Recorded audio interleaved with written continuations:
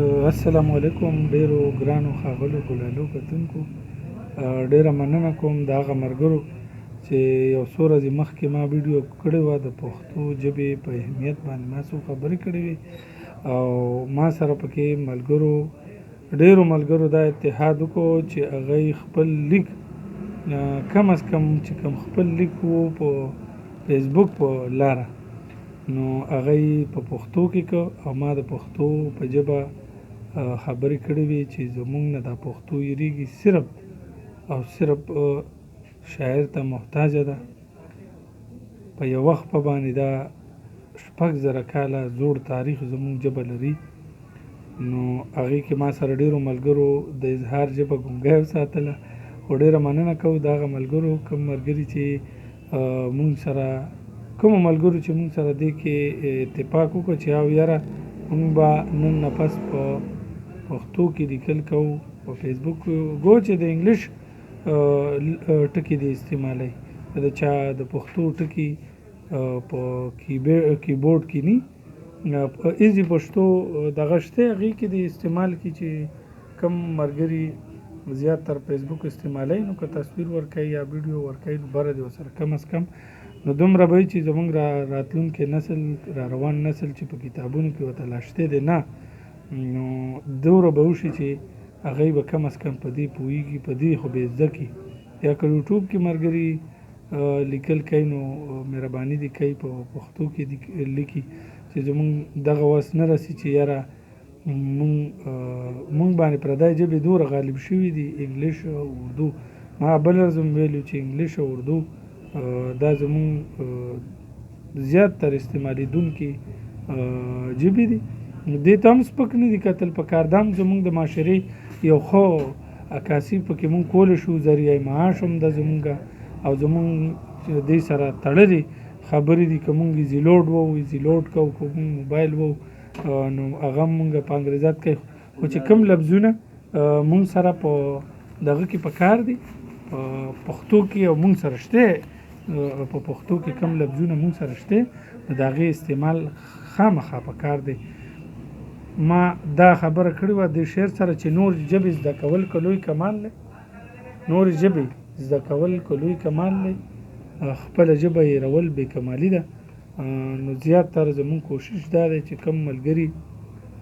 په پښتو کې لیک کوي نو دا به ډېره ښه وي. د دې دپاره ما د اجمل منصور یو شعر ذهن ته راوستی و خو خبرې داسې اوږدې شوې خپله ژبه مې پردی ګڼلې نه ده خپله ژبه مې پردی ګڼلې نه ده زه په دې ژبه ښایسته شوم اجمل شوم. یقینا تاسو وګورئ یو ډېر عجز فقیر شاعر به خو هغه به د پښتو ژبې دومره مهذب کړی چې هغه ته به په درنه مشاعره کې ښه خلک ناست دي ښې ډیګرایي ورسره خو دومره په مینه ورته څوک اواز نه کوي لکه یو شاعر ته چې څنګه اواز کېږي اعلان کې د هغه به تعلیم نه هغه به دومره مالدار لینډارډ نه هغه یو لوور میډل کلاس سړی به یو درمیانه رول به د هغه په دې معاشره کې او یقینا تاسو وګورئ د ډېرو ښو محفلونو کې به هغه ناست دي او ډېر په درناوي به ورته الفاظ ویلی شي چې مونږ خواست کوو فلاني شاعر ته چې هغه راشي او مونږ سره د خپلو خیالاتو اظهار وکړي یا مونږ سره مونږ ته څو کلامونه ډالۍ کړي. نو تاسو وینئ په چاپېرچل کې چې کم د امیر کروړ نه راوالی تر دې حده پورې چې کم شاعران تیر شوي دي نو هغه ښاغلي دي هغوی پښتو او پښتنو یاد ساتلي دي هغوی کتابونو یاد ساتلي دي تر دې پورې چې په نصاب کې هغوی له هغه خپلو کلامونو او خپل پهچان ځای ورکړی د پښتو کتابونو کې چې څومره شاعران تاسو لولئ د هغوی د تاریخ باره کې نو یقینا دا د پښتو ژبې برکت دی او دویم مونږ سره د فطرتي دین الحمدلله ثم الحمدلله چې کوم زموږ فطرتي دین دی دا دوه خبرې دي سره چا چې دا ځان سره راجوخ کړي نو هغوی دې ځان سره جوخ کړي که چا مورنۍ ژبه ستایلې ده او د هغې